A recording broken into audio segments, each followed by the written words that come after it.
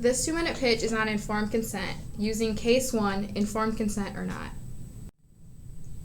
In Case 1, informed consent does not exist. This is an overview of our argument. The patient is not competent.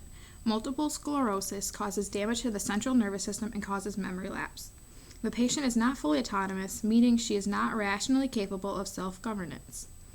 After making her decision, she becomes disoriented and confused about her prior decision. The patient is not competent to decide and does not understand the information given by the team. The team wants to give her a feeding tube so she receives adequate nourishment. In the morning, she decides the feeding tube is the best choice for her. Therefore, the patient receives an adequate disclosure of information. In the morning, the patient agrees to the feeding tube. Before the tube is placed in the evening, the patient becomes confused on her previous decision, and therefore the patient voluntarily chose to receive the feeding tube, but later becomes confused. Initially, the patient decides to receive the tube, but later in the evening revokes this choice. After revoking her choice, she is asked again the next morning and agrees to receive the tube, unable to recall the previous decisions. Therefore, the patient consents to treatment but is inconsistent. The patient is not competent to decide and does not understand the information given by the team. The patient receives an adequate disclosure of information. The patient voluntarily chose to receive the feeding tube, but later becomes confused. The patient consents to treatment, but is inconsistent. So therefore, informed consent does not take place in this case.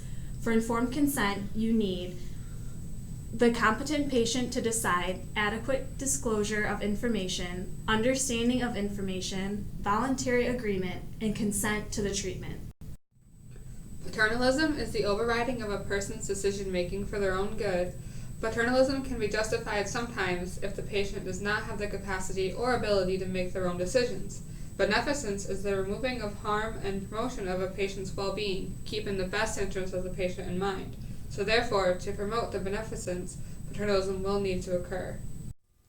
Informed consent does not take place in this case. For informed consent, you need the competent patient to decide, adequate disclosure of information, understanding of information, voluntary agreement, and consent to the treatment.